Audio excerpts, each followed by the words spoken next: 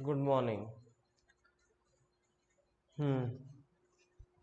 सो economic survey का lecture है। Last session में हमने इकोनॉमिक सर्वे में क्या क्या किया था, मैंने ब्रीफ आपको बता देता हूं। Economic survey volume 1 2020-21 we were discussing. Volume 1 के अंदर चैप्टर 1 जो है वो हम डिस्कस कर चुके थे। चैप्टर 1 में कुछ खास नहीं था, जस्ट अ ब्रीफ बैकग्राउंड है ना, कि हमारे साथ पिछले साल में क्या क्या हुआ, कोरोना ने हमें कितना सताया और गवर्नमेंट ने उसके लिए क्या क्या स्टेप्स लिए।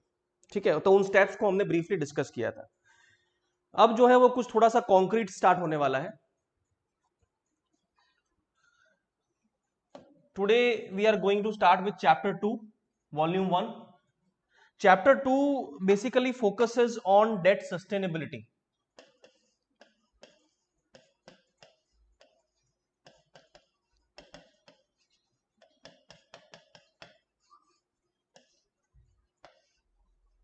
Date sustainability. Now what is this sustainability? Sustainability का मतलब होता है कि क्या गवर्नमेंट के कंधों पे जो लोन का बोझ है, क्या वो लॉन्ग टर्म सस्टेन कर पाएगी या उस बोझ तले कोलैप्स हो जाएगी। For example, let us say you are a guy with 55 kg of weight. ठीक है, तो मतलब अगर आपके ऊपर 100 किलो की बोरी लाद दी जाए तो क्या आप उसको सस्टेन कर पाएंगे? नहीं। ठीक है, सो ये डेट जो होता है ये बोझ होता है, you have to repay it, है ना, repay it from your income. Debt को रीपे वेरियस गवर्नमेंट या वेरियस इंडिविजुअल दो तरीके से करते हैं। एक तो उनकी इनकम में से रीपे किया जाता है और नया डेट इंकर करके भी रीपे किया जाता है। बट दैट नया डेट इंकर करके रीपे करना is not a good idea. कब तक करेंगे आप ऐसा? 100 रुपए को रीपे करने के लिए आपने और लोन लिया, इंटरेस्ट रीपे करने के लिए 50 रुपए का और लोन लिया, तो ऐसे टोटल लोन आपका 150 हो गया। पहले 100 था, अभी 150 हो गया, फिर 200 हो जाएगा, फिर 300 हो जाएगा, and it is a never ending process. ठीक है, it is a slippery slope जिसका कोई अंत नहीं है। And that is why we have to focus on this part कि whether India's debt is sustainable और नॉट, एंड इफ सस्टेनेबल तो सस्टेनेबिलिटी कहां से आई, है ना। लेकिन उससे पहले focus on this word debt. Debt का मतलब हम सब आम भाषा में समझते हैं लोन। डेट जैसा ही एक और वर्ड है जिसको हम कहते हैं liability.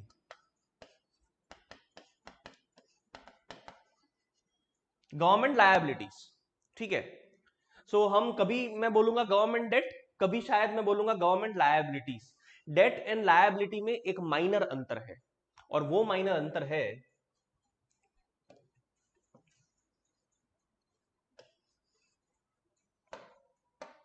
Public accounts.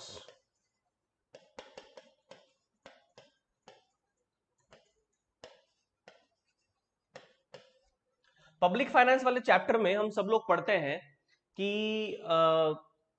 3 account maintain किए जाते हैं गवर्नमेंट के द्वारा। One is consolidated fund of India, the second one is contingency fund, and the third is public account. Public account में वो मनी आता है जहां पे government is merely acting as a banker. For example, आप national saving certificate, provident funds, उन सब में पैसे डिपॉजिट करते हैं। They are small saving schemes. क्या है? They are small saving schemes. So उन स्मॉल सेविंग स्कीम्स के तहत गवर्नमेंट जो भी फंड्स कलेक्ट करती है वो सारा जाता है पब्लिक अकाउंट में। ठीक है, और पब्लिक अकाउंट का पैसा लायबिलिटी में काउंट होता है। It is the liability of government, but it is not debt of government.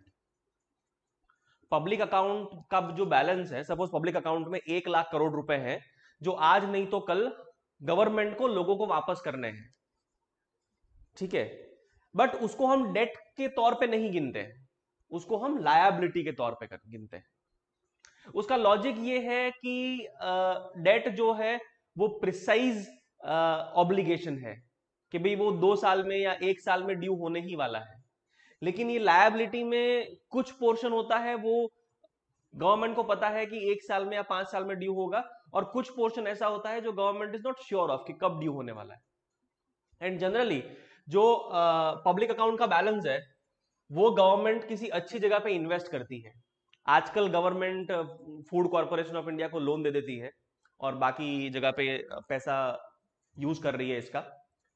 लेकिन एक हिस्ट्री है हमारी कि पब्लिक अकाउंट में जो भी फंड रिसीव करती है government through small saving schemes, उनको एक अच्छी जगह पे इन्वेस्ट किया जाता है ना, तो वहां पे इतना रिस्क नहीं है, government will be able to repay it, it is presumed, and that is why it is not counted in debt but it is counted in liabilities.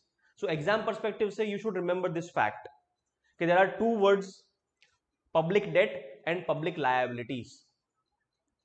Debt के अंदर ये इंक्लूडेड नहीं है और लायबिलिटीज के अंदर ये इंक्लूडेड है. इसका मतलब हम ये कह सकते हैं कि liabilities is equal to nothing but debt plus public account balance.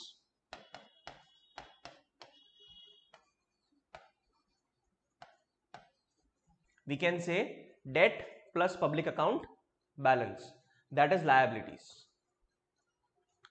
Simple. So now the question arises कि does growth leads to debt sustainability? The question they ask in chapter 2 is क्या growth से debt sustainability आती है, मतलब debt sustainability लाने के लिए क्या growth essential component है? And they again ask another question, क्या vice versa true है, मतलब debt sustainability leads to growth. Confuse करने के लिए क्वेश्चन पूछा है, समझ रहे हैं आप. So they are categorically saying कि growth leads to debt sustainability but not vice versa. मतलब ग्रोथ होगी, ये क्लियर है ना, तो हम आगे चलते हैं. फटाफट यस बोलो. ये वाला पोर्शन क्लियर है, डेट एंड लायबिलिटी दोनों में डिफरेंस. यहां पे जानने वाली चीज यही है कि भाई डेट और लायबिलिटी में डिफरेंस क्या है. लायबिलिटी का मतलब होता है debt plus public account balance. ठीक है ना, ठीक है, आप सबको क्लियर है. Now the economic survey is saying that growth leads to debt sustainability but debt sustainability does not lead to growth. That means अगर हमारी इकोनॉमी ग्रो कर रही है तो ऑटोमेटिकली डेट सस्टेनेबिलिटी आ जाएगी. लेकिन अगर आप ये सोचते हैं कि डेट सस्टेनेबल रखिए, डेट सस्टेनेबल रखते हैं तो उससे ग्रोथ हो जाएगा, तो उससे ग्रोथ नहीं होने वाला है. मतलब too much obsession with debt sustainability will not lead to growth. That is what they are trying to say. Too much obsession with debt sustainability means that एक रेशियो होता है पब्लिक फाइनेंस के अंदर जिसको हम कहते हैं डेट टू जीडीपी रेशियो. मतलब हमारे जीडीपी के कंपेयर में डेट कितना है, हमारा मतलब इंडियन गवर्नमेंट का जीडीपी के कंपेयर में डेट कितना है. So many times we are too obsessed with it कि भाई ये रेशियो जो है जितना कम हो उतना अच्छा है हमारे लिए, and that is why we try very hard to decrease this ratio, and that is what debt sustainability is. ये रेशियो जितना कम होगा उतना ही डेट सस्टेनेबिलिटी ज्यादा है. ये भी पॉइंट आप नोट डाउन कर सकते हो. Lower the debt to GDP ratio, higher will be the debt sustainability. But this economic survey is trying to say कि भी too much obsession with this will not lead you anywhere. आप date to GDP ratio को बहुत कम करने की कोशिश करेंगे लेकिन उससे आप सोचते हैं कि ग्रोथ हो जाएगी, इकोनॉमी का उद्धार हो जाएगा, तो वो आप गलत सोचते हैं. ठीक है, ग्रोथ होगी तो डीएस होगा, लेकिन आप अगर डीएस के थ्रू ग्रोथ तक पहुंचना चाहते हैं तो आप गलत सोच रहे हैं. ठीक है.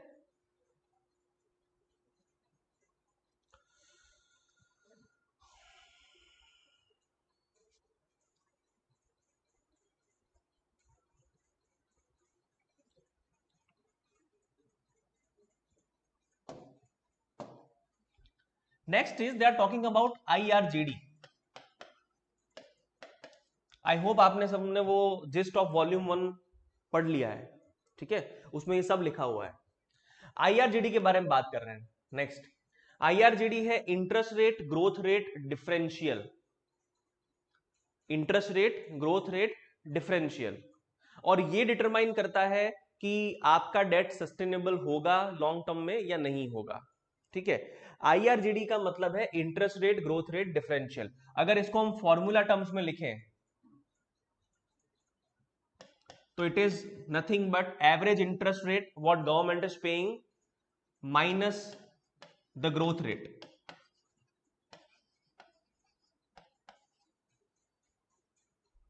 Interest rate minus growth rate.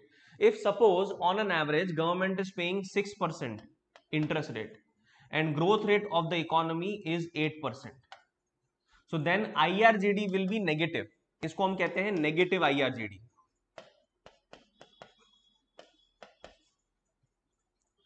This document is saying कि अगर IRGD negative है तो debt sustainability आएगी. So for debt sustainability to occur, IRGD has to be negative. And IRGD का मतलब है interest rate minus growth rate. ठीक है, अब IRGD नेगेटिव दो रीजन से हो सकती है.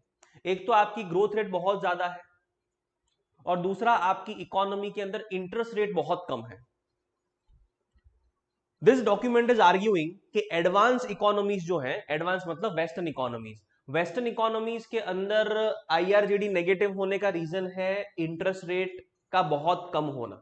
हम सब लोग जानते हैं डेवलप्ड कंट्रीज के अंदर इंटरेस्ट रेट बहुत कम होती है ना, तो उसकी वजह से IRGD नेगेटिव है इन डेवलप्ड कंट्रीज.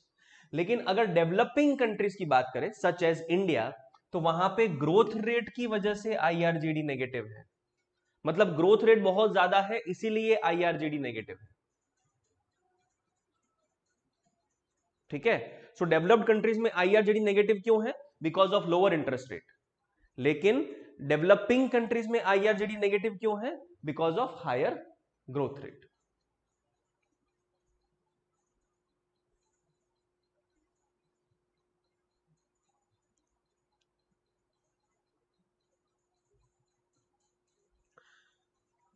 सो ये डॉक्यूमेंट इज ऑल्सो आर्ग्यूइंग कि भाई इंडिया की IRGD बहुत टाइम से नेगेटिव है और इसकी वजह से फ्यूचर में, in near future at least till 2030, debt sustainability will not going to be a problem for India.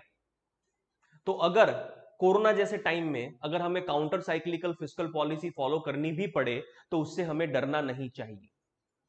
Counter cyclical fiscal policy, you must be aware, counter cyclical, see economy के cycles होते हैं, boom होता है, stagnation होता है, recession होता है, sorry slow down होता है, रिसेशन होता है, डिप्रेशन होता है ना.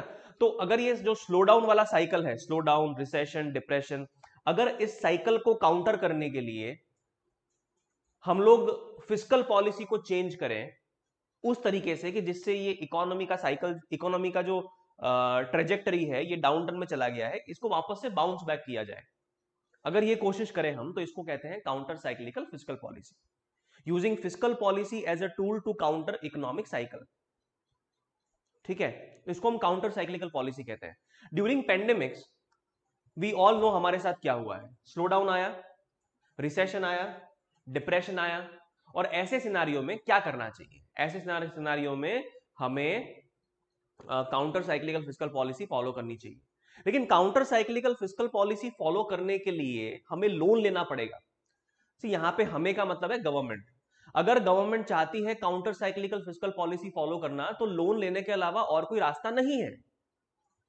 क्योंकि या तो टैक्सेस इंक्रीज करो, अब बेचारे लोगों के पास खाने के वांदे हैं, आप टैक्सेस इंक्रीज कैसे करेंगे, है ना. तो the most prudent way out is to borrow more, and borrow करके एक्सपेंडिचर करिए, है ना. नेकी कर दरिया में डाल, काइंड ऑफ दैट. मतलब गवर्नमेंट बोरो करेगी मार्केट से, इवन RBI से if need arises, and then spend in the market, and that is how we counter this slow down and recessionary cycle. That is how we do that. ठीक है, तो debt sustainability is not going to be a problem because बहुत सालों से IRGD हमारा negative है.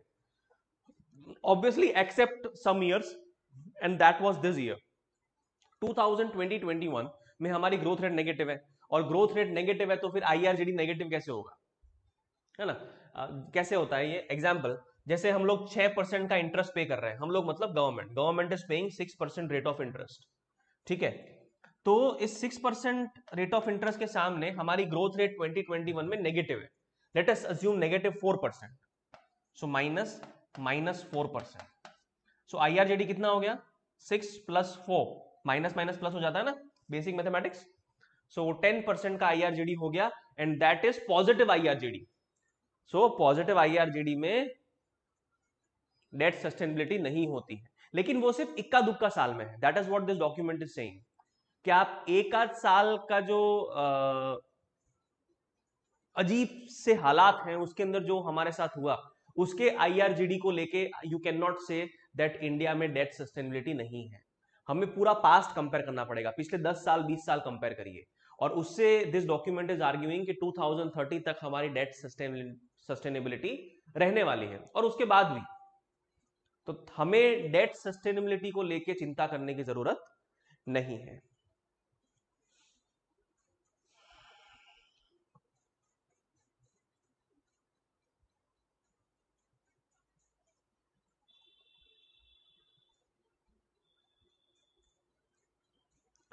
This document is saying one more thing कि various economies in the world and various experts in the world, they are scared of increasing public spending. Public spending means government spending. They are scared of increasing government spending, and the reason behind that fear is that public spending or public borrowing, public मतलब government है ना, public spending or public borrowing will lead to crowd out of private investment and private expenditure, private consumption, private borrowing, everything private. मतलब ये assume करता है कि economy में हर चीज की एक साइज होती है। अगर इस साइज का ज्यादा हिस्सा गवर्नमेंट उठा लेती है तो बहुत कम हिस्सा बचता है प्राइवेट के लिए। For example let us talk about borrowing. अगर गवर्नमेंट बहुत ज्यादा बोरो कर लेती है इसमें से, लेट अस से this diagonal lines represent government borrowing. So economy के अंदर क्रेडिट का साइज जो है, लोन का size, that is limited, and if government borrows too much from this cake, so private sector के लिए बहुत कम बचेगा। लेट अस से प्राइवेट सेक्टर का जो बोरोइंग है it is depicted bye dots.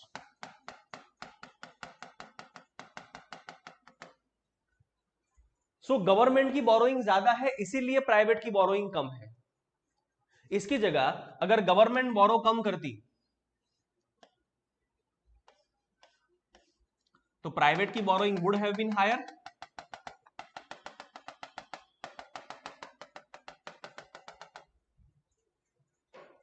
है ना। सो अगर गवर्नमेंट बोरो कम करेगी तो प्राइवेट सेक्टर ज्यादा बोरोइंग कर सकता है, लेकिन अगर गवर्नमेंट ज्यादा बोरोइंग करेगी तो प्राइवेट सेक्टर के पास बोरो करने के लिए कम बचेगा, and that is what we call crowding out effect of government borrowing. और ये क्राउडिंग आउट इफेक्ट हर जगह पे विजिबल है। That is what some experts argue कि इवन ये जो क्राउडिंग आउट है ये विजिबल है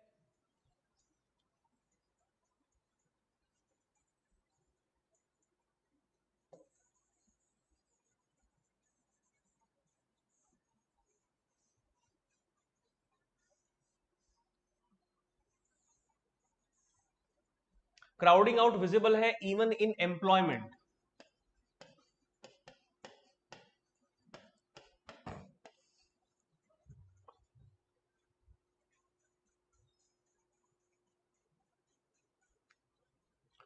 एम्प्लॉयमेंट में क्राउडिंग आउट इफेक्ट कैसे विजिबल है कि इफ गवर्नमेंट स्पेंड्स और if government is too much active in the economy, तो ऐसा हो सकता है कि सारा एम्प्लॉयमेंट गवर्नमेंट की तरफ चला जाए। Government employment might increase and private employment will decrease.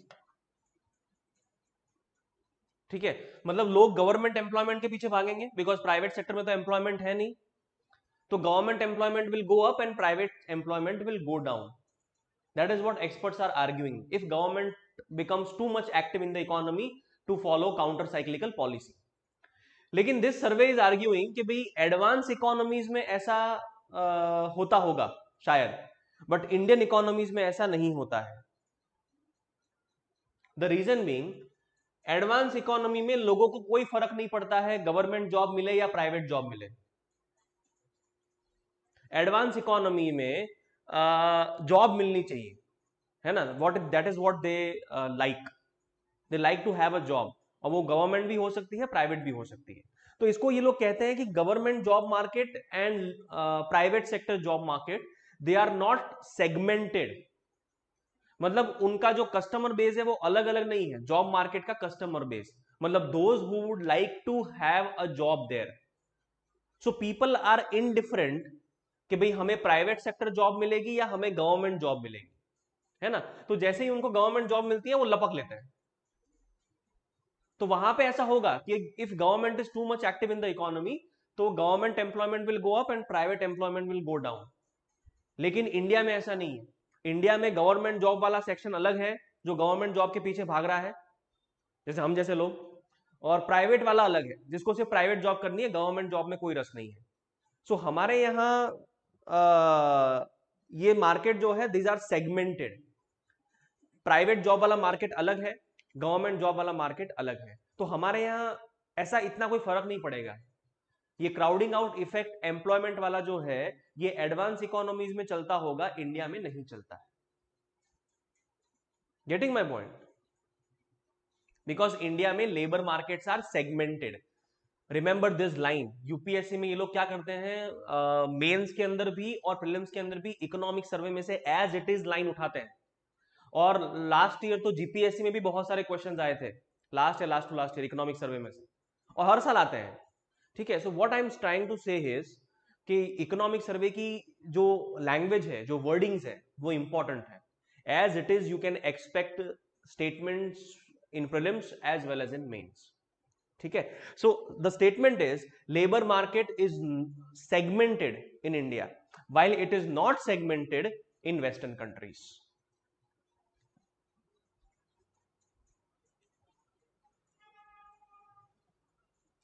और इसकी वजह से crowding out effect in case of employment will not work in India. It works in advance economies but not in India.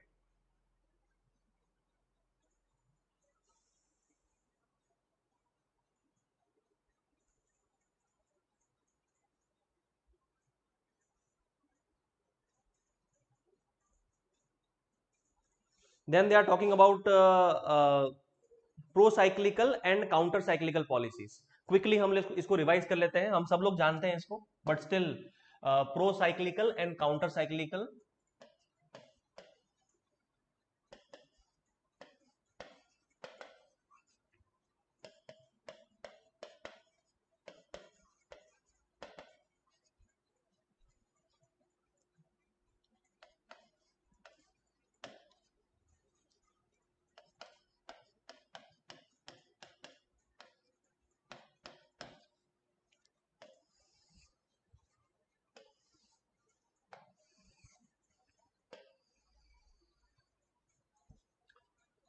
C pro cyclical policies का मतलब क्या होता है?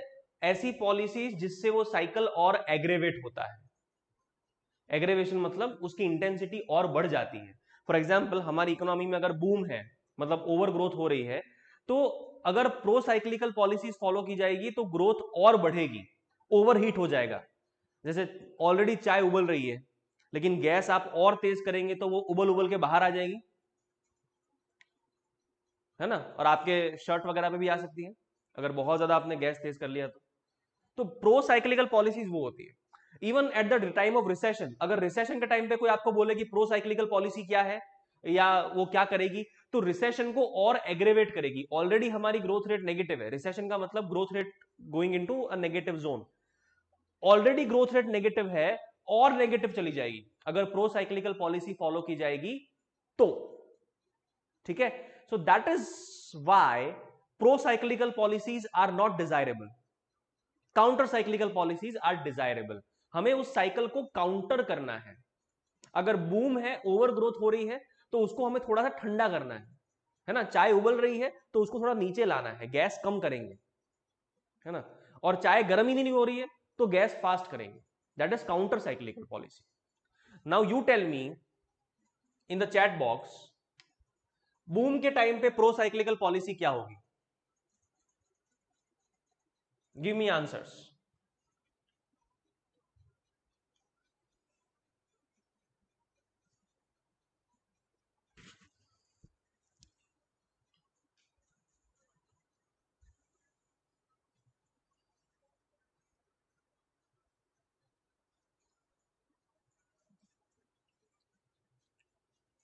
Okay, boom के टाइम पे एक तो इंक्रीज इन गवर्नमेंट एक्सपेंडिचर, कुछ लोग बोल रहे हैं reduce expenditure. Alifiya, inflation increases, आप बता रहे हैं मुझे कि बूम के टाइम पे क्या होता है। आई एम आस्किंग बूम के टाइम पे प्रो साइक्लिकल पॉलिसी क्या होगी।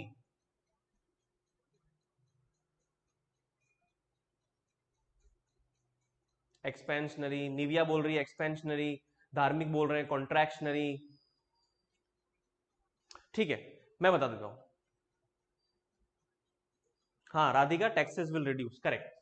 सी, प्रो साइक्लिकल पॉलिसी क्या होगी कि बूम को और एग्रेवेट करेगी। बूम के टाइम पे क्या होता है, ग्रोथ इंक्रीज होती है ना, तो और ग्रोथ इंक्रीज कैसे होगी, increase in government expenditure, reduce in reduction in tax rates,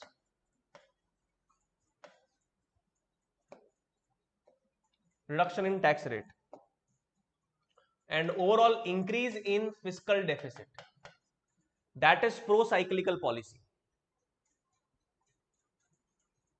ठीक है, और इसको हम कहते हैं एक्सपेंशनरी पॉलिसी। बूम के टाइम पे expansionary policy is pro cyclical policy. Recession के टाइम पे सब कुछ नेगेटिव जा रहा होता है, तो उस टाइम पे हमें, उस टाइम पे अगर हम गवर्नमेंट एक्सपेंडिचर डिक्रीज करेंगे,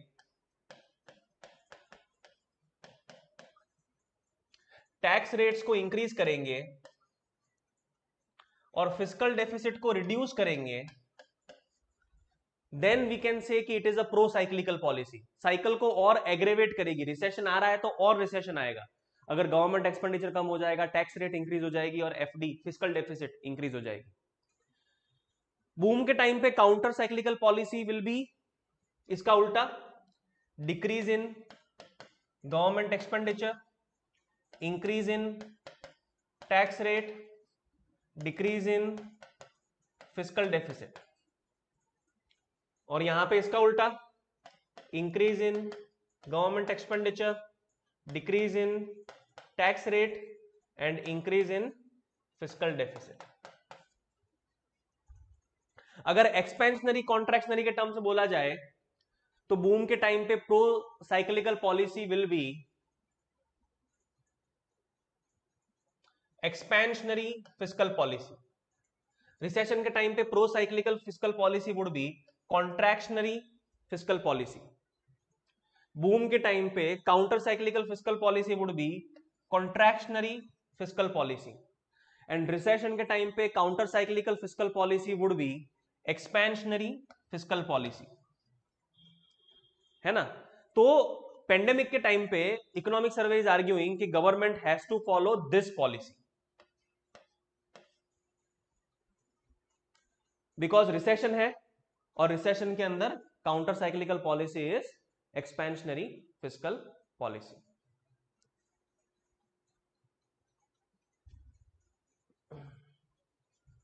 अच्छे से देख लीजिए, ये इसमें से क्वेश्चन आएगा ही आएगा इस बार की प्रीलिम्स में।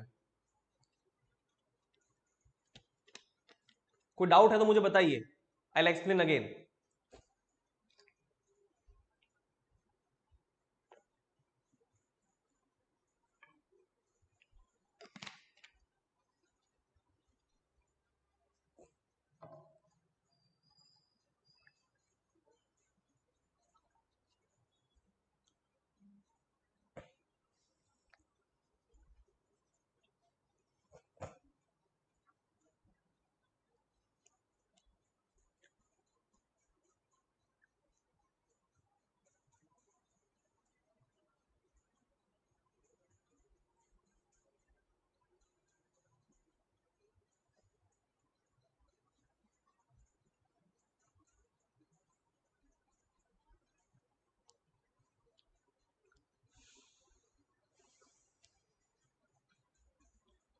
सिर्फ एक का क्लियर आंसर आया, बाकी सब लोग का क्या है। अगर कोई डाउट्स नहीं है तो mention word clear in the chat box, तो हम आगे बढ़ेंगे। फिर सब लोग इतने इंटेलिजेंट कैसे हो गए, डाउट्स आते ही नहीं है। चलिए, अच्छा एक बार शॉर्ट में वापस कह दूं, बराबर, ठीक है, शॉर्ट में कहता हूं वापस।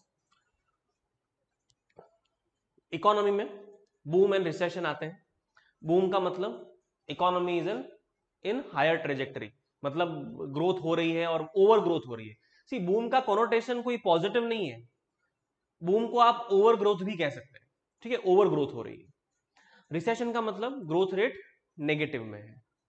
ड्यूरिंग बूम अगर हमें इस साइकिल को एग्रेवेट करना है तो उसको हम प्रो साइक्लिकल पॉलिसी कहेंगे, and that policy would be expansionary fiscal policy. Already economy expand हो रही है, आप मतलब गवर्नमेंट उसको और एक्सपेंड करवाती है। पागल ही है गवर्नमेंट अगर ऐसा करेगी तो। गवर्नमेंट एक्सपेंडिचर इंक्रीज करेगी, टैक्स रेट डिक्रीज करेगी और फिस्कल डेफिसिट इंक्रीज करेगी।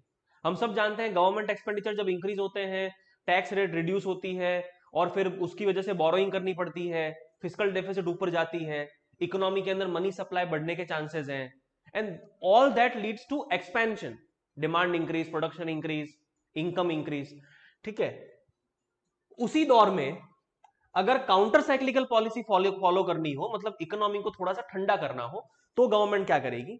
अगर इकोनॉमी को ठंडा करना है, काउंटर साइक्लिकल पॉलिसी फॉलो करनी है, सो गवर्नमेंट एक्सपेंडिचर कम करेगी, टैक्स रेट को इंक्रीज करेगी, जिससे बोरोइंग कम करनी पड़े, और बोरोइंग कम होगी तो फिस्कल डेफिसिट कम होगी। सी, ये वैसा ही है जैसे अगर आपका दौर अच्छा चल रहा है तो उस अच्छे दौर में आप पैसा बचाइए, पैसा बचाएंगे तो जब खराब दौर आएगा तो आप स्पेंड कर पाएंगे। लेकिन अगर गवर्नमेंट बूम के टाइम पे अगर अंधाधुंध खर्चा करती है और रिसेशन के टाइम पे बोलती है कि नहीं हम पैसे बचाएंगे कॉन्ट्रैक्शनरी पॉलिसी फॉलो करके, तो ये अच्छी बात नहीं है ना। ड्यूरिंग रिसेशन अगर इस रिसेशन को और एग्रेवेट करना है तो government counter cyclical policy follow करेगी। गवर्नमेंट रिसेशन के टाइम पे अगर गवर्नमेंट चाहती है कि रिसेशन और बढ़े और एग्रेवेट हो तो government pro cyclical policy follow करेगी। प्रो साइक्लिकल का मतलब हमेशा होता है साइकिल को एग्रेवेट करना, मतलब उसकी इंटेंसिटी बढ़ाना। अगर ग्रोथ हो रही है तो और ग्रोथ करना, रिसेशन हो रहा है तो और रिसेशन लाना, ग्रोथ रेट डिक्रीज हो रही है तो और डिक्रीज करना। So pro cyclical policy would be a contractionary policy, government expenditure कम करना, टैक्स रेट इंक्रीज करना एंड फिस्कल डेफिसिट कम करना, दैट इज कॉन्ट्रैक्शनरी पॉलिसी। और यही अच्छी पॉलिसी क्या है रिसेशन के टाइम पे? Counter cyclical. उस साइकिल को काउंटर करो। काउंटर कैसे करेंगे? गवर्नमेंट एक्सपेंडिचर इंक्रीज करके, टैक्स रेट को डिक्रीज करके और फिस्कल डेफिसिट को इंक्रीज करके, ठीक है।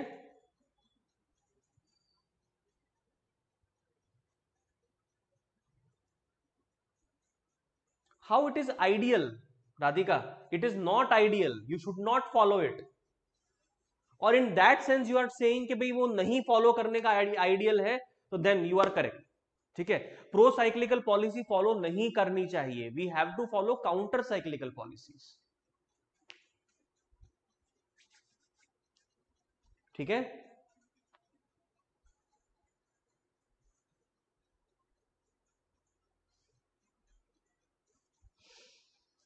Okay Radhika, pro cyclical policy follow नहीं करनी चाहिए, काउंटर साइक्लिकल पॉलिसी फॉलो करनी चाहिए।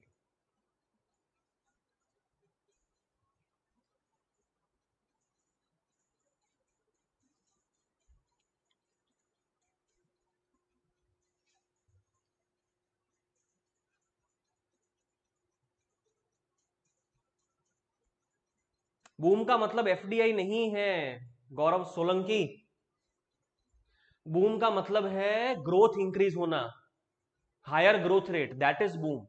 एफडीआई का कोई रिलेशन नहीं है बूम के साथ। कई बार रिसेशन के अंदर भी एफडीआई बहुत आती है ना, तो डोंट कंफ्यूज योरसेल्फ। बूम का मतलब ग्रोथ रेट से है, बूम का मतलब है higher growth rate. Then debt sustainability, economic survey is categorically saying कि over the last 2.5 decades GDP growth rate have been greater than interest rates. मतलब ये रब कर देता हूं मैं, ठीक है। आई होप आपने ये नोट डाउन कर लिया है। अगर नोट डाउन नहीं भी किया है तो आपका पेज नंबर नहीं आ रहा है इसमें, बट चैप्टर 2 जो है आपका, जिस्ट मैंने जो आपको दिया है उसके अंदर चैप्टर 2 के सेकंड पेज में ये बॉक्स ऑलरेडी बना हुआ है, ठीक है। तो आपने नोट्स बना लिया है तो भी ठीक है, नहीं बनाया है तो भी ठीक है।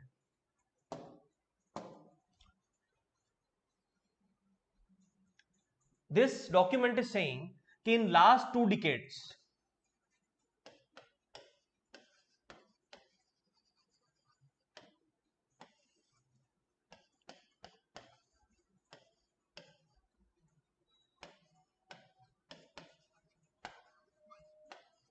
this has been the reality. In last 2 decades this has been the reality as it is. Prelims के अंदर ये स्टेटमेंट आ सकता है, ठीक है, कि in last 2 decades growth rate has remained higher than interest rates.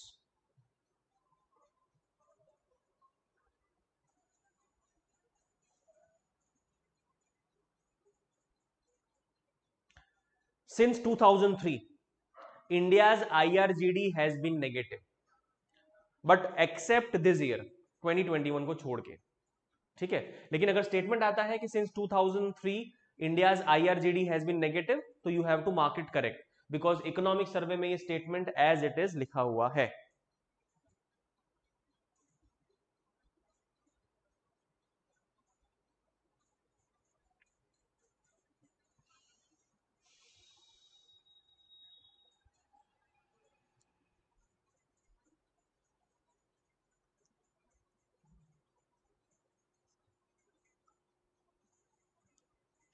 और डेटा को यूज करके इन लोगों ने यह भी बोला है कि इंडिया में जब जब ग्रोथ रेट इंक्रीज हुई है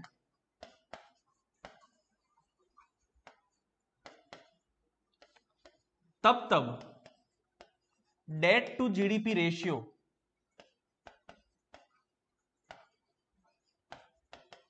डिक्रीज हुआ है. इंडिया में जब जब ग्रोथ रेट इंक्रीज हुई है तब तब debt to GDP ratio increase हुआ, सॉरी डिक्रीज हुआ है. That means growth rate increases, debt sustainability increases. It also means that growth rate increases, debt sustainability increases. हमारी इकोनॉमी का जो डेट है वो और भी सस्टेनेबल होता जाता है. और इन्होंने स्पेसिफिकली एग्जाम्पल लिया है 2003-4 से लेके 8-9. It was a golden period for India's growth rate. हम लोगों ने on an average 8% real growth rate achieve की थी, है ना, 2003-4 से लेके 8-9 तक. और इस दौर में 2003-4 में debt to GDP ratio India का 83% था. We are talking about central debt to GDP ratio, central government's debt to GDP ratio. और 2008-9 आते आते इट वेंट डाउन टू 70%. ठीक है, इसका मतलब यह है कि as growth rate goes up, debt sustainability increases, and debt sustainability here is denoted by debt to GDP ratio. Debt to GDP ratio is a sign of debt sustainability.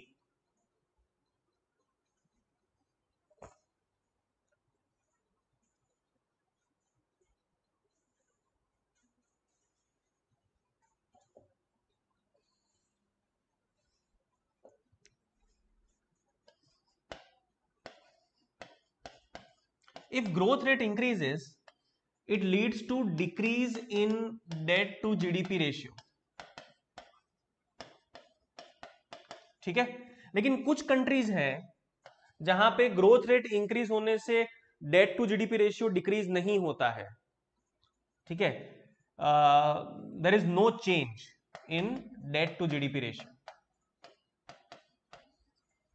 यहां पे growth rate मत लिखिए, यहां पे आप लिखिए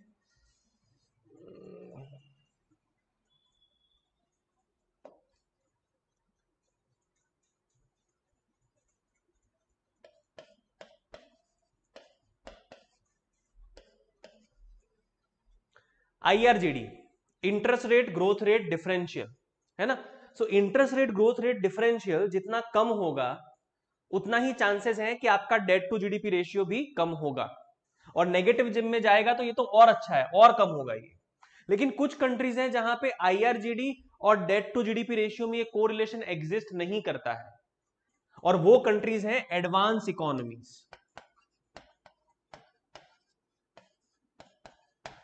और ये वाली कंट्रीज हैं डेवलपिंग इकोनॉमी।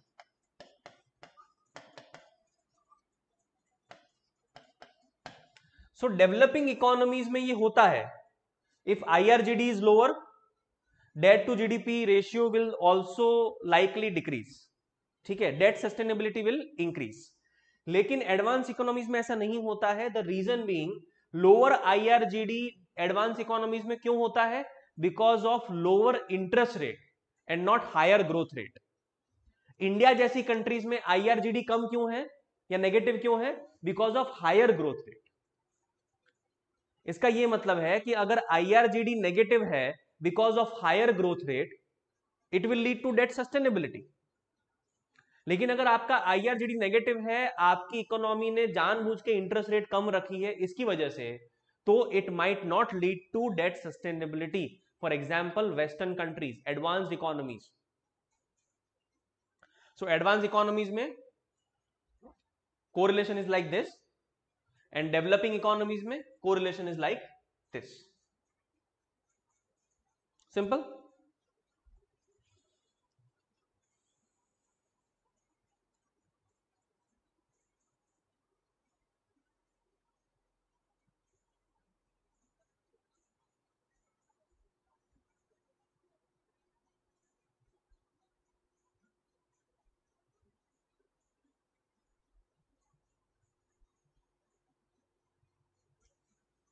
ठीक है यहां तक? अच्छा, डाउट्स आए हैं इसमें। हाँ, Jaya is saying sir what is the relationship between interest rate and growth rate in normal circumstances. अच्छा, बताता हूं मैं। Then if government borrows from various sources and every source interest rate is different, then average interest rate, धार्मिक average तो निकलना आता है ना, it is average interest rate. ठीक है। हाँ, अब एक एक करके मैं आप डाउट ले लेता हूं। Relationship between interest rate and growth rate in normal circumstances, ये बना लिया होगा आपने, आई सपोज।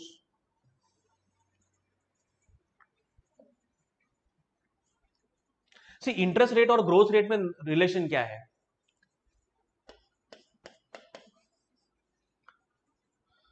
अगर इंटरेस्ट रेट कम रहती है तो आपकी इकोनॉमी में मनी सप्लाई ज्यादा होता है एंड लाइकली ग्रोथ रेट ज्यादा होती है। ठीक है, this is normal relation. But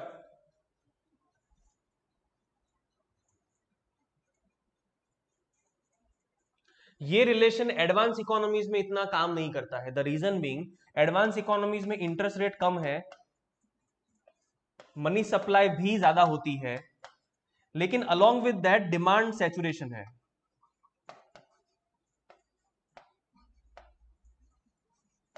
demand already saturate हो चुकी है, सबके पास सब कुछ है। तो ग्रोथ रेट जो है वो बियॉन्ड अ पॉइंट इंक्रीज नहीं होती है ना, तो थोड़ी बहुत इंक्रीज होती है, लिटिल बिट। यहां पे और यहां पे आप डिफरेंस देख रहे हैं। सो ग्रोथ रेट में फर्क आता है बट वेरी लिटिल डिफरेंस। ठीक है, वहां पे आपको ग्रोथ रेट दिखेगी 2%, 3%, even if the interest rate is 1%, 2%, even they many a times follow negative interest rate principle such as Japan, लेकिन फिर भी वहां पे growth rate beyond a point increase नहीं होती है because of demand saturation. So that is the linkage between IR and GR, interest rate and growth rate in normal circumstances. ठीक है।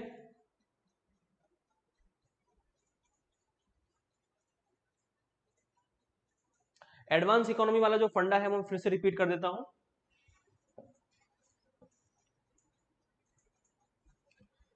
सी, interest rate growth rate differential अगर ये decrease होता है तो मतलब डेट सस्टेनेबिलिटी इंक्रीज हो रही है। अगर ये नेगेटिव में जा रहा है तो बहुत अच्छी चीज है, नेगेटिव ही होना चाहिए तभी डेट सस्टेनेबिलिटी आएगी। एडवांस इकोनॉमीज में केस में IRGD नेगेटिव होता है but it does not lead to debt sustainability. Debt sustainability तब आएगी जब ये डेट टू GDP रेशियो कम होगा। लेकिन एडवांस इकोनॉमीज में ये IRGD नेगेटिव होने के बावजूद डेट टू GDP रेशियो कम नहीं होता है। उसका कारण है कि एडवांस इकोनॉमीज का नेगेटिव IRGD आया है because of lower interest rate and not higher growth rate. Developing countries में IRGD नेगेटिव है because of higher growth rate. Interest rate भी हमारा ज्यादा है लेकिन ग्रोथ रेट उससे भी ज्यादा है, एंड दैट इज वाई हम लोगों ने अच्छे से डेट सस्टेनेबिलिटी अचीव करने में कामयाब हुए हैं हम। बट एडवांस इकोनॉमीज ये नहीं कर पा रही है। द रीजन बीइंग उनका आईआरजेडी नेगेटिव है because of lower interest rate and not higher growth rate. ठीक है, ये वैसा ही है जैसे आप एक क्लास में हैं और आप अपने स्कोर्स जो हैं आपके टेस्ट में बहुत सबसे ज्यादा आए हैं, और सबसे ज्यादा इसीलिए आए हैं बिकॉज आपके क्लास में सिर्फ 2 लोग हैं और उसमें दूसरा वाला तो एब्सेंट था टेस्ट में, और फिर आप घर पे जाके कहते हैं कि नहीं हमारा स्कोर सबसे हाईएस्ट है, तो गलत है ना। सो एडवांस इकोनॉमीज का आईआरजीडी नेगेटिव है बिकॉज वहां पे इंटरेस्ट रेट कम है, हार्डली 1 और 2%, और उसकी वजह से आईआरजीडी नेगेटिव है। हमारा आईआरजीडी नेगेटिव है क्योंकि हमने ग्रोथ रेट ज्यादा की है despite of high interest. Interest भी हमारा ज्यादा है 6% के आसपास, लेकिन हमारी ग्रोथ रेट उससे भी ज्यादा है। So that is a good achievement and that is responsible for debt sustainability और lower debt to GDP ratio. Okay okay,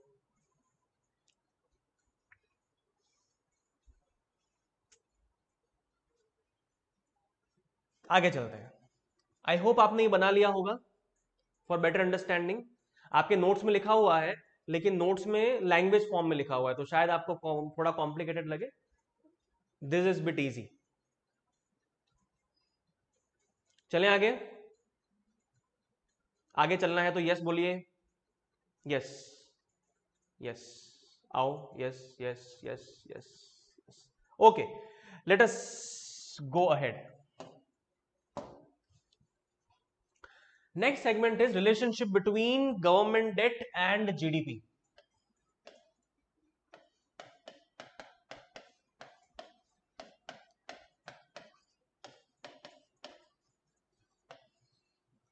GDP और गवर्नमेंट डेट में क्या ताल्लुकात हैं, रिश्ता क्या है इनमें, ये देखना है। ठीक है, अब देयर आर 2 थियरीज कि भी गवर्नमेंट डेट का इंपैक्ट क्या होगा जीडीपी पे।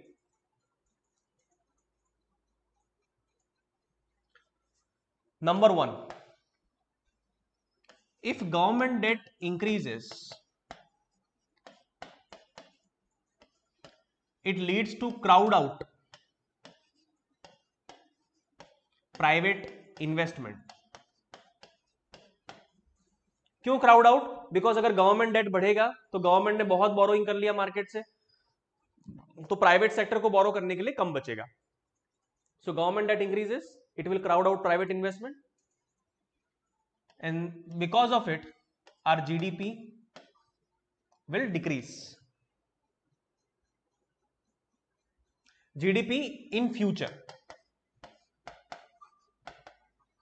will decrease.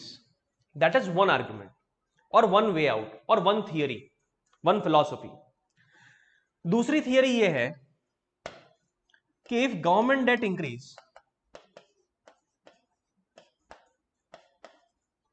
it leads to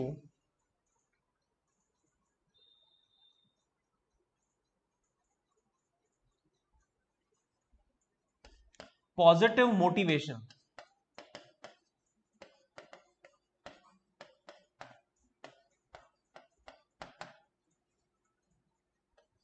and it will lead to increase in GDP in future.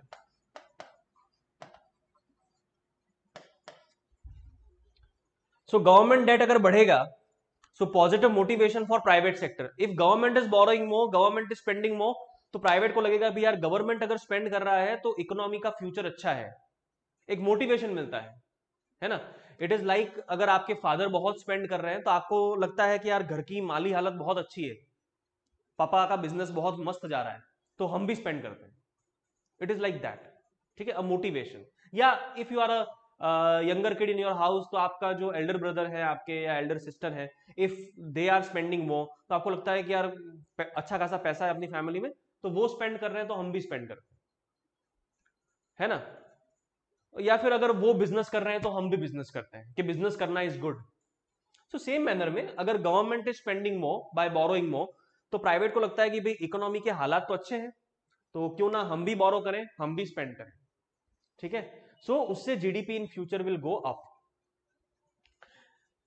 This document is trying to argue कि ये वाला जो सिनारियो है, द सेकेंड वन, इंडिया के लिए ये सही है। द रीजन बीइंग, सी ये कब होगा, ये तब होगा जब resources are fully utilised in the economy. ये पहले वाला जो है ये कब होगा कि भाई गवर्नमेंट अगर ज्यादा बोरो कर रही है तो प्राइवेट के पास बोरो करने के लिए कम बचेगा। ये कब होगा, जब resources are fully utilised. India में resources as of now are underutilised. India में बोरोइंग कैपेसिटी बहुत है और इंडिया में लेंडिंग कैपेसिटी बहुत है हमारे फाइनेंशियल इंस्टीट्यूशन की, और इवन स्टॉक मार्केट की। स्टॉक मार्केट को तो हमने ठीक से यूटिलाइज ही नहीं किया है। सो दैट मीन्स कि इंडिया का lending capacity, fund providing capacity बहुत ज्यादा है। वो गवर्नमेंट को भी फंड प्रोवाइड कर सकता है, वो प्राइवेट सेक्टर को भी फंड प्रोवाइड कर सकता है India. And that is why ये सिनारियो इंडिया में ट्रू होल्ड नहीं करता है। इंडिया में फंडिंग बहुत अवेलेबल है, लेने वाला कोई नहीं है, ठीक है। सो इंडिया में ये होगा, क्या होगा, अगर गवर्नमेंट डेट बढ़ेगा, private sector will be positively motivated and it will lead to increase in GDP in future. और एक और इन्होंने अच्छी चीज बताई है कि जिससे ये साबित हो जाता है कि इंडिया में सेकेंड थियरी वैलिड है। और वो चीज क्या है, दे आर सेइंग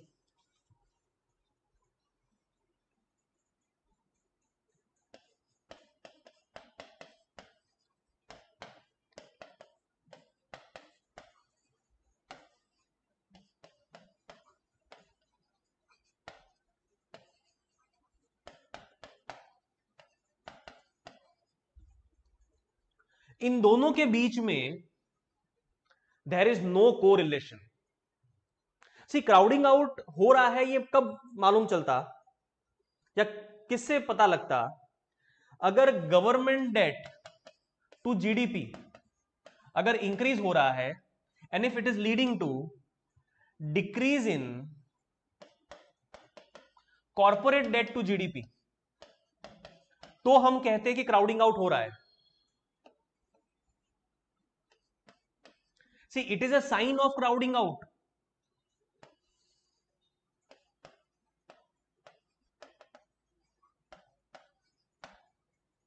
क्योंकि अगर गवर्नमेंट इज बोरोइंग मोर तो corporates are borrowing less, corporate debt, corporates are borrowing less, तो दैट मीन्स क्राउडिंग आउट। लेकिन what is the reality,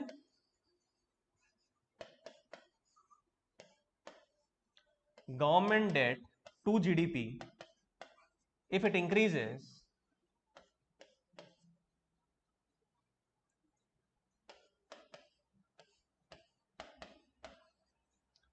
it may increase, it may remain same, or in some circumstances it may decrease। मतलब there is no correlation।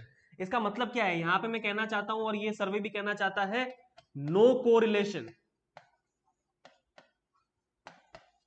no correlation between government debt to GDP and corporate debt to GDP, no correlation between government debt to GDP and corporate debt to GDP। Simple. Why का कोई answer नहीं है, this is just pure statistics. और ऐसा क्यों है, इसकी वजह है यहां बताया मैंने आपको। अच्छा लिखा नहीं है हमने, लेकिन मैंने बताया ना आपको, चलिए वो भी लिख लीजिए आप यहां पे क्यों है।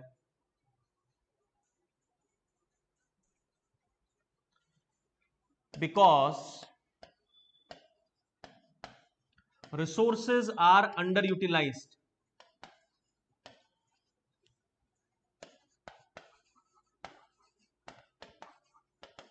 रिसोर्सेज का मतलब है फंडिंग। सी अगर ये केक लिमिटेड है और इस पूरी केक का इस्तेमाल गवर्नमेंट में हो रहा है, ये केक क्या है, फंडिंग। इस पूरी केक का यूज इकोनॉमी में हो रहा है, ठीक है। इसमें से इतना यूज अगर गवर्नमेंट कर रहा है तो सिर्फ इतना ही यूज प्राइवेट कर पाएगा obviously.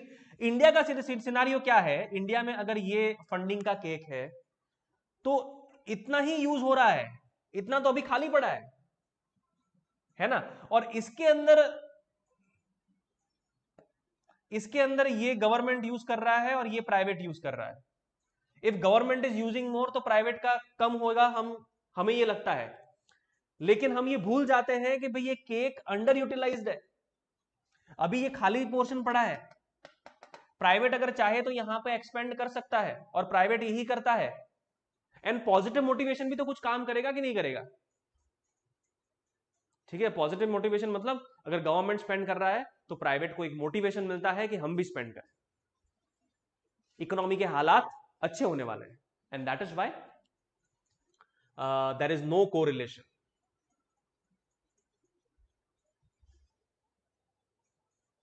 Second scenario is what government is doing for MSME. What government is doing? Be clear. What government is doing? Government तो MSME के लिए बहुत कुछ कर रही है राधिका।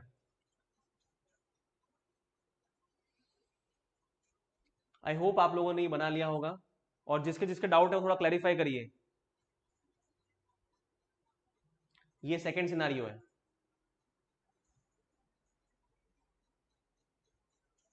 कोई डाउट है यहां तक? एवरीवन? सी मैं जानता हूं थोड़ा भारी हो सकता है, ठीक है, ये इकोनॉमिक सर्वे भारी डॉक्यूमेंट ही है, क्या कर सकते हैं। आप सोच रही मेरे लिए कितना भारी होगा, 1000 पेज पढ़ना मतलब, और वो भी इतने टेक्निकल पेजेस। अच्छा, कोई डाउट नहीं है,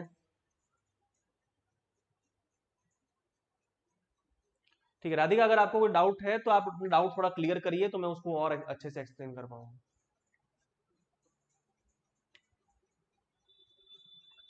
सी यहां पे डेट सस्टेनेबिलिटी में हम बात कर रहे हैं गवर्नमेंट डेट की, और even at some places they have talked about the overall debt also, but यहां पे मेरा जो डिस्कशन है that is confined to government debt and mainly central government debt, ठीक है, फिलहाल के लिए। So I am talking about central government debt. आगे हम बात करेंगे structure of India's debt, but बाकी अभी तक सेंट्रल गवर्नमेंट डेट।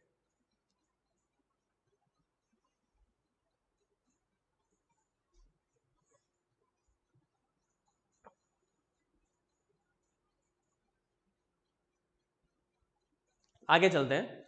इंडिया का डेट के हालात क्या है इंडिया में? इंडिया में डेट सस्टेनेबिलिटी कैसी है, या इंडिया का डेट अगर हम बाकी वर्ल्ड कंट्रीज से कंपेयर करें तो हम कहाँ फेयर करते हैं, अच्छी पोजीशन पे हैं कि खराब पोजीशन पे हैं, ठीक है, ये नेक्स्ट सेगमेंट है। उसको इन्होंने नाम दिया है स्ट्रक्चर ऑफ इंडियाज डेट। तो सबसे पहले they are talking about that India's public debt to GDP ratio remain significantly low compare to other countries. BRICS और G20 कंट्रीज के साथ अगर हम लोग कंपेयर करें तो we are at median level. Median मतलब एवरेज लेवल।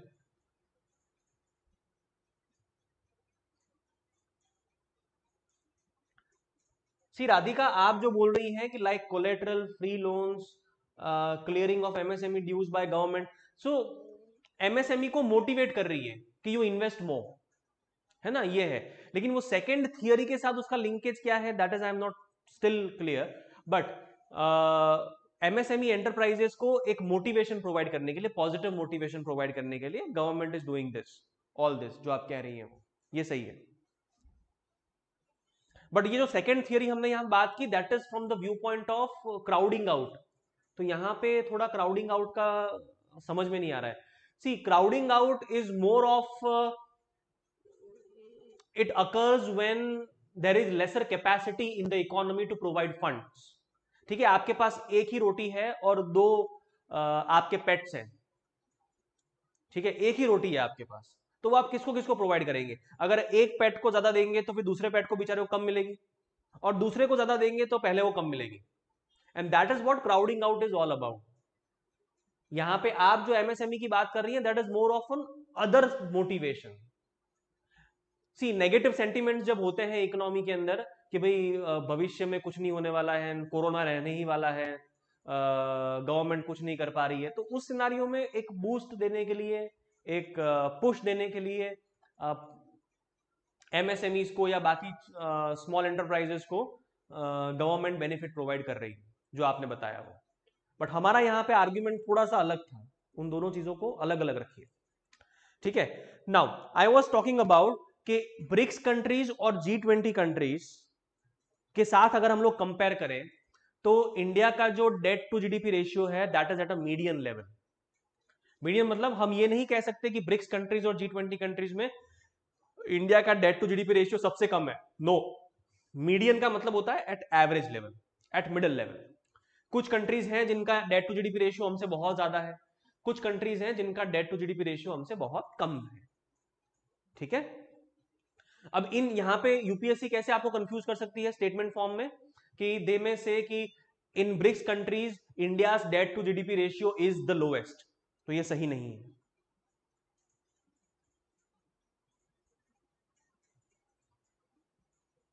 लेकिन अगर India's overall debt level as a percentage of GDP की बात की जाए, so it is lowest among the group of G20 OECD countries and also among group of BRICS nations. क्या मतलब है यहां पे, इसको मैं रब कर देता हूं। सी, पहले इन्होंने बात किया about public debt to GDP ratio. Public debt मतलब गवर्नमेंट डेट।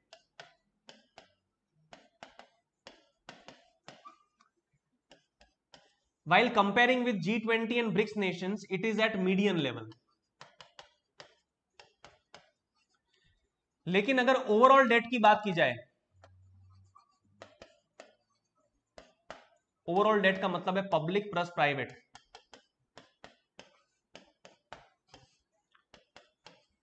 और G20 कंट्रीज और ब्रिक्स कंट्रीज के साथ कंपेयर किया जाए कि भाई उनका overall debt to GDP ratio कितना है और हमारा कितना है, सो हमारा लोएस्ट है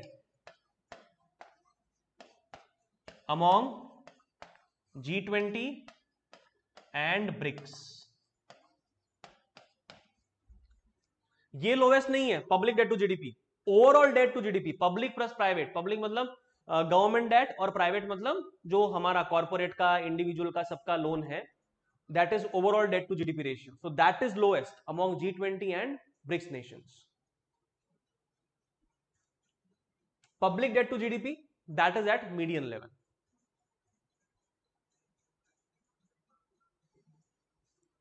यहां पे आप comparison with G20 and BRICS,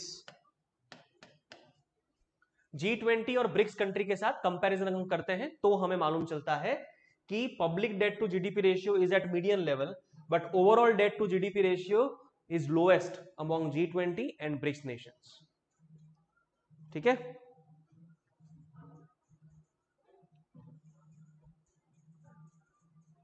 बाकी अगर आप गवर्नमेंट डेट के फीचर्स देखें जो आपके डॉक्यूमेंट में लिखे हुए हैं, तो पहला फीचर है government debt portfolio is characterized by very low foreign exchange risk, the reason being external debt is only 2.7% of GDP.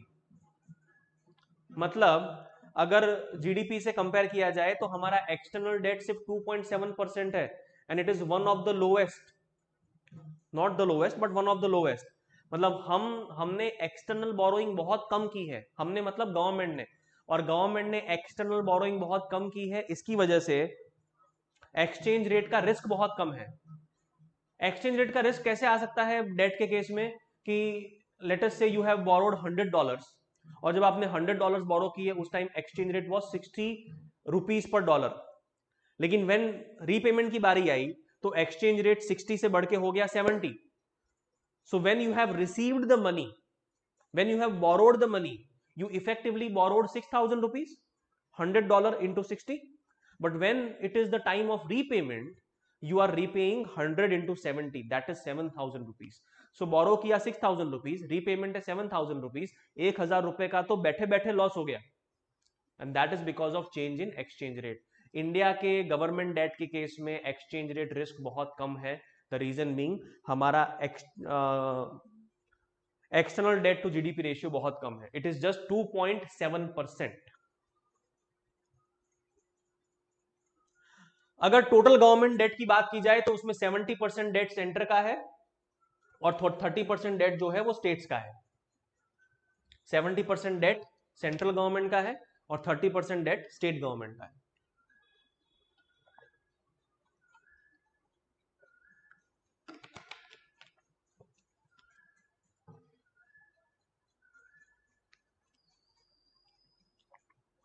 Floating rate loan जो सेंट्रल गवर्नमेंट ने लिया है वो बहुत कम है, लेस देन 5%। सेंटर और स्टेट दोनों का मिला के। फ्लोटिंग रेट लोन का मतलब क्या होता है? Market rate based loan. मतलब मार्केट में अगर इंटरेस्ट रेट नीचे जाएगी तो गवर्नमेंट ने जो लोन लिया है उसकी इंटरेस्ट रेट भी नीचे जाएगी। अगर मार्केट में इंटरेस्ट रेट ऊपर जाएगी तो गवर्नमेंट ने जो लोन लिया है उसकी इंटरेस्ट रेट भी ऊपर जाएगी।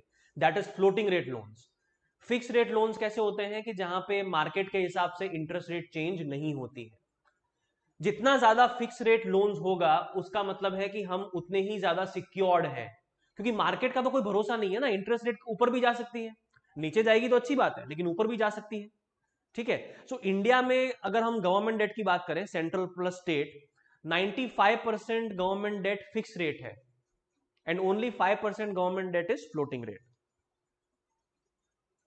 और इंडिया में मैच्योरिटी प्रोफाइल भी लॉन्ग टर्म है। मैच्योरिटी प्रोफाइल का मतलब यह है कि majority of debt long time में मैच्योर होगा। लॉन्ग टाइम में मतलब आफ्टर 10 ईयर्स 15 ईयर्स, मतलब 10 साल 15 साल बाद रीपेमेंट की बारी आएगी। तो जितना कम इमीडिएट रीपेमेंट हो उतना ही अच्छा है, क्योंकि रिस्क इमीडिएट बेसिस पे ज्यादा होता है। अगर लॉन्ग टर्म में देखें तो लॉन्ग टर्म में रिस्क जो है वो इवन हो जाता है। तो आप भी अगर लोन लेते हैं तो आप एक साल में रीपेमेंट आ जाएगा वैसी लोन नहीं लेते हैं, आप 15-20 साल बाद रीपेमेंट आएगा वैसी लोन लेना चाहते हैं, क्योंकि अभी का भरोसा नहीं है, लेकिन 15-20 साल में तो हमारे पास फंड आ जाएगा और उस टाइम पे लोन रीपेमेंट कर देंगे। So long term maturity profile जितना हो उतना अच्छा है। सो ये लोग ये सब कंसेप्ट जो है ये आपके सबकॉन्शियस में चले जाने चाहिए, because they will ask question like this के in which of the following scenario government debt is considered to be sustainable. और पहला पॉइंट है शॉर्ट टर्म मेच्योरिटी प्रोफाइल। अब आपको पता ही नहीं है ये शॉर्ट टर्म मेच्योरिटी प्रोफाइल क्या होता है तो आप क्या आंसर करेंगे, है ना? तो यू शुड बी अवेयर कि मैच्योरिटी प्रोफाइल का मतलब क्या होता है। And long term maturity profile is better, short term maturity profile is bad. ठीक है, they may also ask you कि which is better, more floating rate loan या more fix rate loan? You would say more fix rate loan is better. ठीक है, और हमारी government के साथ ऐसा ही है, फिक्स रेट लोन ज्यादा है, फ्लोटिंग रेट लोन कम है।